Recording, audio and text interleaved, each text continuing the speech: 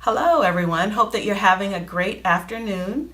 I am Dr. Monique C. Johnson of Dr. MCJ Consulting, and I wanted to stop in briefly to share a couple of minutes with you about my why I do the work that I do.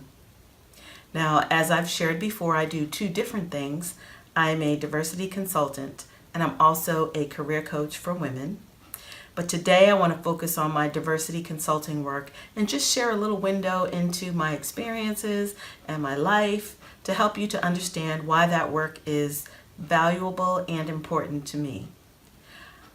My parents grew up in the 40s, 50s, 60s during the Jim Crow era in Alabama, and my dad decided to leave in the 60s to move to Massachusetts. He had a cousin who was living in Massachusetts with her husband who was stationed in the military, and she invited family members to join her. So my dad took her up on the offer and moved to Massachusetts, and his high school sweetheart joined him later, and the four of us, my siblings and I, were born in Massachusetts in a small town, about 40-something thousand people, about 40 minutes north of Boston. And that's where I grew up.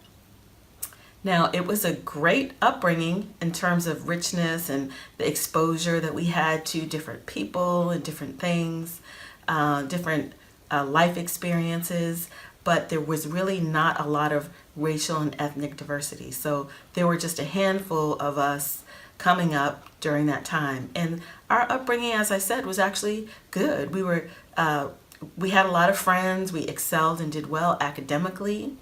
And so from that standpoint, it was great. We were athletic. However, I was the only African American girl in my class, probably from kindergarten all the way up to 12th grade.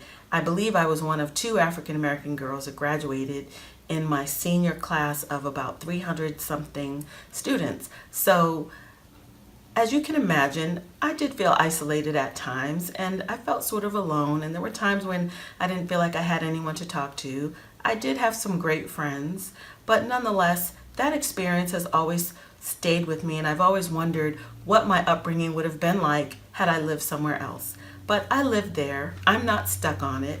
I've gone on to do very well in my life, but that has become somewhat of a passion of mine.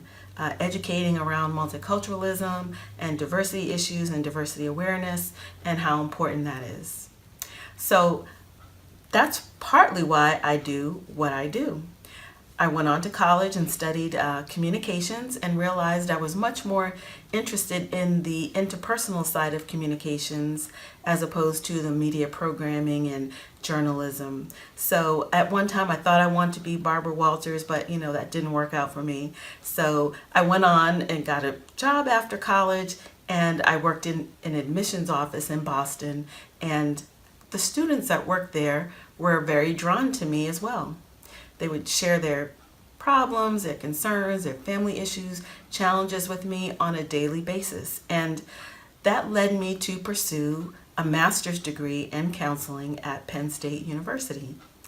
I did stay on at Penn State and completed a doctorate degree, and I studied counseling, but I also had a focus area in higher education administration. So at that point I knew that I did not want to practice counseling in a private practice per se. Those skills have certainly served me well, and I was told that I was very good at it, but I wanted to be more of a change agent to impact policies and procedures and create programming for individuals in need of help, always with a focus in diversity and multiculturalism as well. So I went on to graduate, and I've held positions in administration as an assistant dean and assistant director of career services, an assistant professor, tenure track.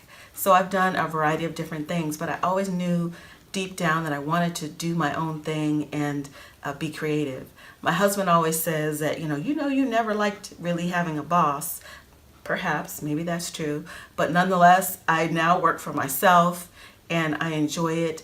And the work that I do now, I get to work with individuals, schools, and businesses who value diversity and who are interested in having those courageous conversations and want to use their influence to impact the world. So those are the types of things that I get to do now. I love it.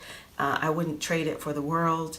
And perhaps there may not be a need for a diversity consultant in the future, but as of right now, we definitely need it. We need it in our world, we need it in our country, and I'm happy to be in service of that work. So if you'd like to learn more about me and my diversity work, please visit my consulting website at drmcjconsulting.com. Thanks for listening and have a great rest of the day. Take care.